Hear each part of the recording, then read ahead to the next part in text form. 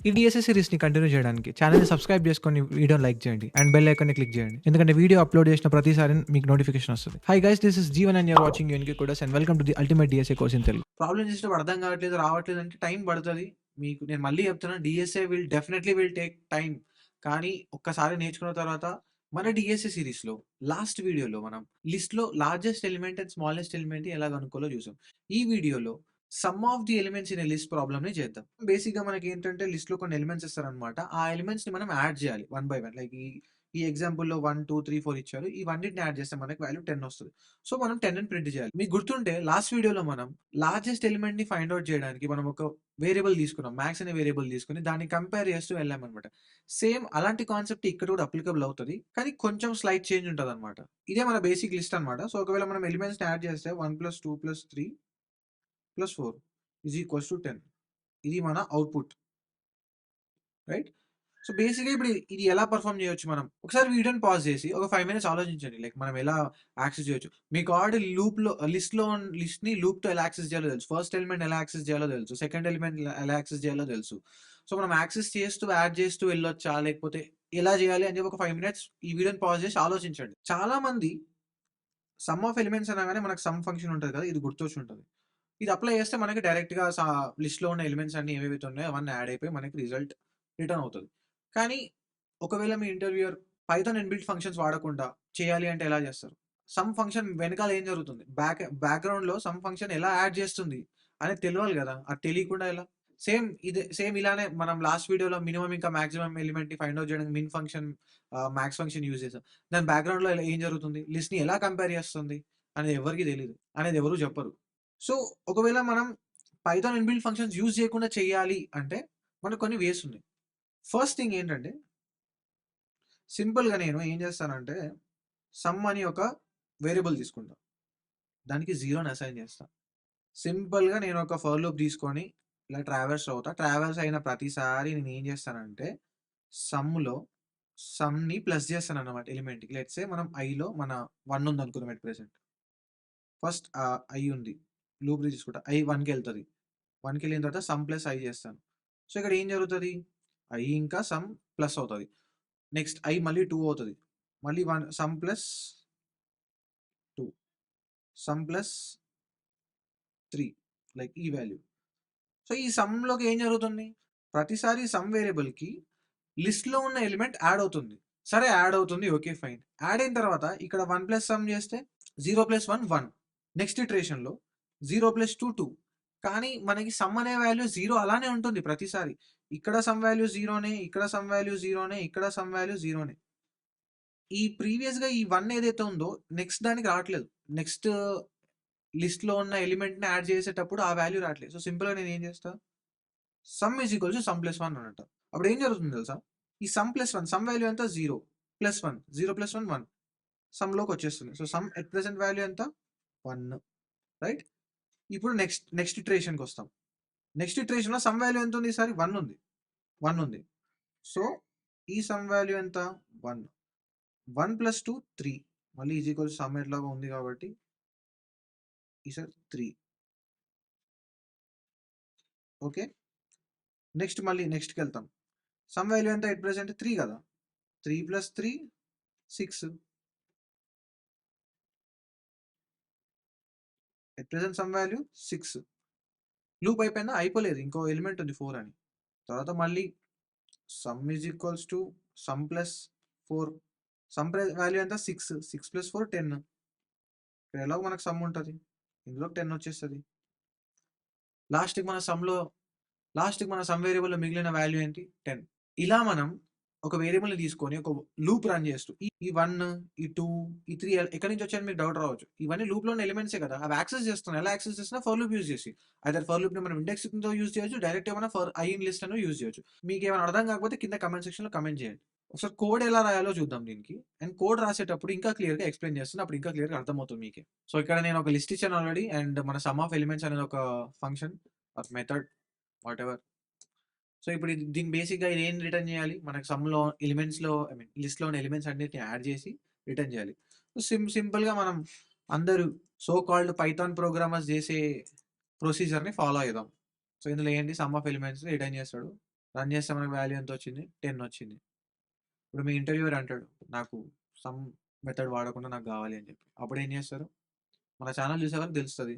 చూడని వాళ్ళకి తెలీదు కదా! సో, అలాంటి వాళ్ళకి షేర్ చేయండి. సింపుల్‌గా నేను ఏం చేస్తాను, సమ్ ఈజ్ ఈక్వల్స్ టు 0 అని తీసుకుంటా.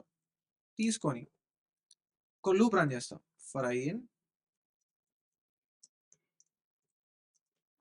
లిస్ట్. డైరెక్ట్‌గా లిస్ట్ వాల్యూస్ కాబట్టి లిస్ట్‌ని డైరెక్ట్‌గా యాక్సెస్ చేసేద్దాం. సింపుల్‌గా ఫస్ట్ మనం ఏం చేద్దామంటే సమ్ ప్లస్ ఐ చేద్దాం. దీన్ని ప్రింట్ చేద్దాం. మీకు అర్థం కావాలి కదా! ప్రింట్ చేసి ఏదో ఒకటి రిటర్న్ చేయాలి కదా! రిటర్న్ లేక అందుకే ఎర్రర్ చూపిస్తుంది అది. జస్ట్ నార్మల్‌గా సమ్‌ని రిటర్న్ చేద్దాం. ఏం కాదు. ఏం జరుగుతుందో చూద్దాం. ఒక్కసారి రన్ చేస్తే ఇక్కడ మీరు క్లియర్‌గా చూస్తే ఫస్ట్ 1 వచ్చింది. తర్వాత 2 వచ్చింది. తర్వాత 3 వచ్చింది. తర్వాత 4 వచ్చింది. ఎందుకు 1, 2, 3, 4 ప్రింట్ అయినాయి అంటే మనం ప్రతిసారి సమ్‌లోని 0. 0కి ఏ వాల్యూ యాడ్ చేస్తే ఆ వాల్యూనే ఉంటది కదా! సో, 0 + 1 ఎంత? 1. సో, ప్రింట్ ఆఫ్ 1, 1 ప్రింట్ అయింది.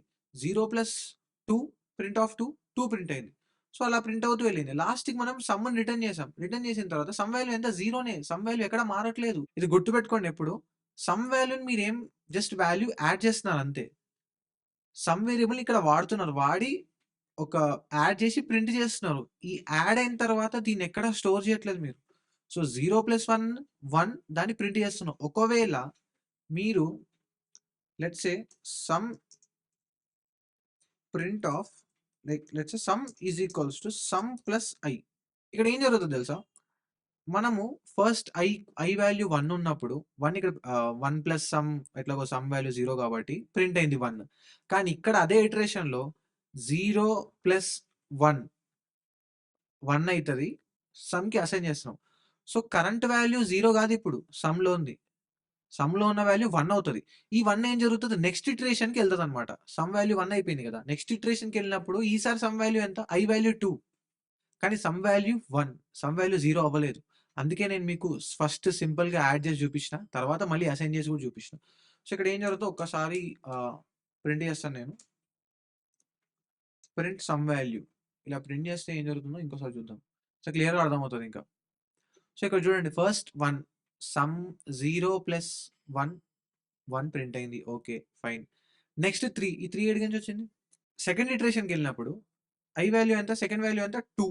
2 ప్లస్ సమ్ వాల్యూ ఎంత? 0 గాదు. 1 ఇందాక 1 అయింది గదా! ఆ 1ని మనం స్టోర్ చేసినాం గదా! ఫస్ట్ ఇటరేషన్‌లో 1 ఉన్నప్పుడు. ఆ 1 ఇక్కడికొస్తది. 1 + 2 3. 3 అనేది మళ్ళీ సమ్‌కి అసైన్ అవుతది. అందుకే మనకి కింద ప్రింట్ ఆఫ్ సమ్ అన్నప్పుడు 3 వాల్యూ ప్రింట్ అయింది. సేమ్ మళ్ళీ ఈ 3 ఏం జరుగుతుంది? నెక్స్ట్ ఇటరేషన్‌కి ఫార్వర్డ్ అవుతుంది. ఎందుకంటే మనం సమ్‌ని ప్రతిసారి అప్డేట్ చేస్తున్నాం. అప్డేట్ చేయడం అంటే యాడ్ చేయడం గాదు. యాడ్ చేసిన దాన్ని స్టోర్ చేయడం. యాడ్ చేసి మీరు పెర్ఫార్మ్ చేసి ప్రింట్ చేస్తే సరిపోదు. యాడ్ చేసిన దాన్ని స్టోర్ చేస్తే మళ్ళీ సమ్ వేరియబుల్‌లో 0 ఎళ్ళిపోయి వేరే వాల్యూ వస్తది. సో, అలా మీరు యాడ్ చేయాలి.